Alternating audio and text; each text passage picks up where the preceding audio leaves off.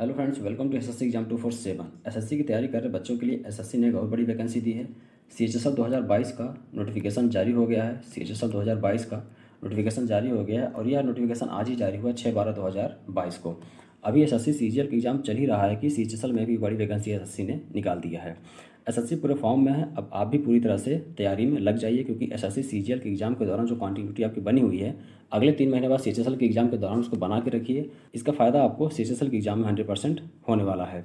इसके सिलेबस में भी बहुत बड़ा बदलाव किया गया है। ये सीजीएल में आप लोग जानते हैं कि सीजीएल का जो सिलेबस था टियर 2 का, पूरी तरह से उसको चेंज कर दिया है। उसी तरह से सीएचएसएल का जो सिलेबस है, सीएचएसएल का भी जो सिलेबस है टियर 2 में से बड़ा बदलाव किया गया है। तो इसका फॉर्म कब से कब तक भरा जाएगा, सिलेबस में क्या बदलाव किया गया है, सब कुछ जानेंगे इस वीडियो में। वीडियो के अंत तक आप बने रहिए। साथ ही आप चैनल को सब्सक्राइब कर लीजिए और बेल आइकन को ऑल पर सेलेक्ट कर लीजिए, ताकि जरूरी जानकारी सबसे पहले पहुँचे आप तक। अगर बात करें फॉर्म कब से कब तक भरा जाएगा, तो फॉर्म आपका आज से ही भरा जाएगा 6/12/2022 से 4 जनवरी 2023 तक। आपको ऑनलाइन पेमेंट आप कब तक कर सकते हैं, 5 जनवरी 2023 तक आप पेमेंट कर सकते हैं। फॉर्म आप आज से ही भर सकते हैं 6 से 4 जनवरी तक, 6 दिसंबर से 4 जनवरी तक, और पेमेंट आप 5 दिसंबर तक कर सकते हैं। आगे हम देखें वैकेंसी के बारे में। अगर वैकेंसी के बारे में बात करें तो वैकेंसी आपको 4,500 वैकेंसी आपका निकाला गया है। 4,500 के आसपास आपका वैकेंसी है। 4,500 वैकेंसी, हमने 5,000 वैकेंसी इसलिए कहा था कि जब भी टेंटेटिव वैकेंसी निकाली जाती है तो मैक्सिमम चांस होता है कि 500 से 1,000 वैकेंसी, 500 से 1,000 पदों की संख्या बढ़ाई जाती है। तो इस बार लगभग आप 5,000 वैकेंसी मान के चलिए कि 5,000 वैकेंसी सीएचएसएल ने इस बार भी निकाला है। तो नोटिफिकेशन में जो जरूरी चीज़ें वही हम आपको दिखाएंगे। नोटिफिकेशन से बहुत लंबा है, वैकेंसी हो गया, सिलेबस जो मेन इंपॉर्टेंट है सिलेबस आगे वो चीज़ें हम आपको दिखाएंगे। अब आगे अगर नोटिफिकेशन में देखें तो नेशनलिटी आपको पता ही है क्या है। नेशनलिटी आपको a citizen of India, subject of Nepal और सब्जेक्ट ऑफ भूटान, यहाँ चीज़ें आपको होना चाहिए। एज लिमिट की बात करें तो एज लिमिट आपका यहाँ पे 1/1/2022 से आपका एज काउंट होगा।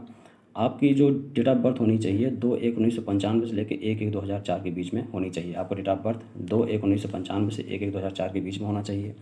एज रिलैक्सेशन भी आपको मिलेगा। जैसे आप SC/ST हैं तो आपको 5 साल, SC/ST से 5 साल आगे। जिस तरह से आप OBC के हैं, PWD के हैं, PWBD के हैं, तो यहाँ पे आपको OBC के लिए 3 साल, PWBD के लिए अगर अनरिजर्व हैं आप तो 10 साल, OBC है तो 13 साल, और PWBD अगर SC/ST हैं तो 15 साल। तो यहाँ पे आप मेन मान के चलिए 18 से 27 आपका एज है। बाकी एज रिलैक्सेशन आपको आपके कैटेगरी के वाइज के हिसाब से दिया जाएगा। आगे का नोटिफिकेशन में देखें तो सिलेबस के बारे में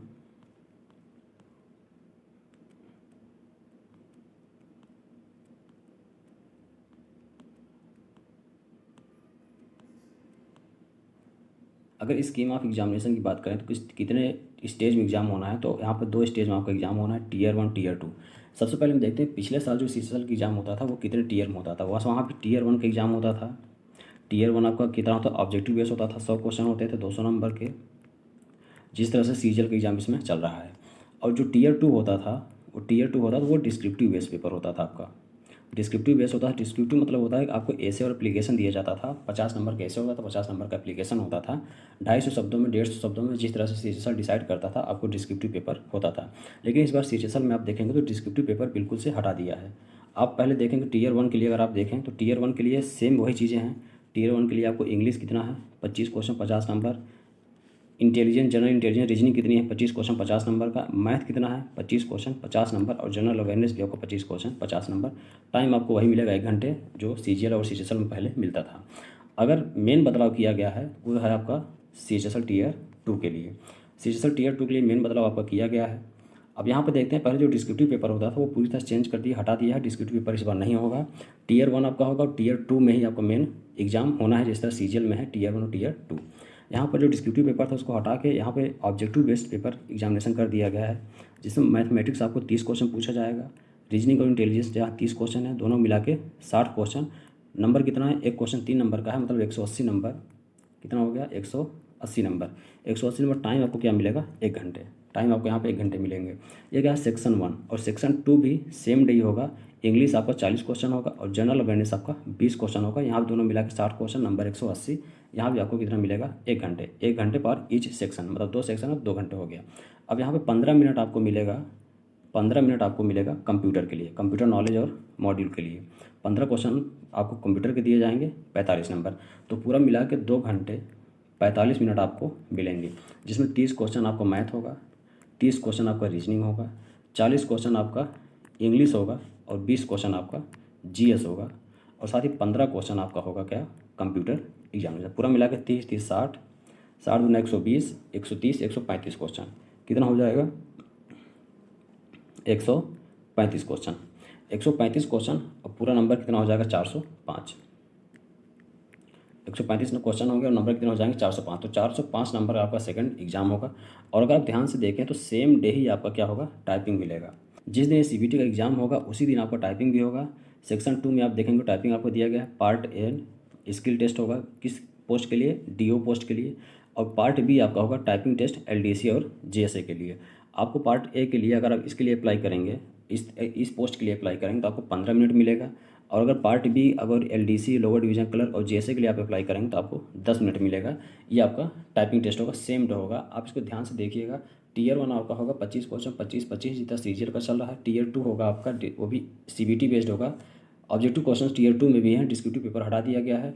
अब यहाँ पर सेम डे आपका टाइपिंग भी लिया जाएगा। अगर आप डीओ के लिए पोस्ट के लिए अप्लाई करें तो आपको 15 मिनट और एलडीसी और जेएसए के लिए अप्लाई करेंगे तो आपको 10 मिनट। ये टाइपिंग सेम डे होगा, इसलिए इसमें कन्फ्यूजन कोई नहीं होनी चाहिए।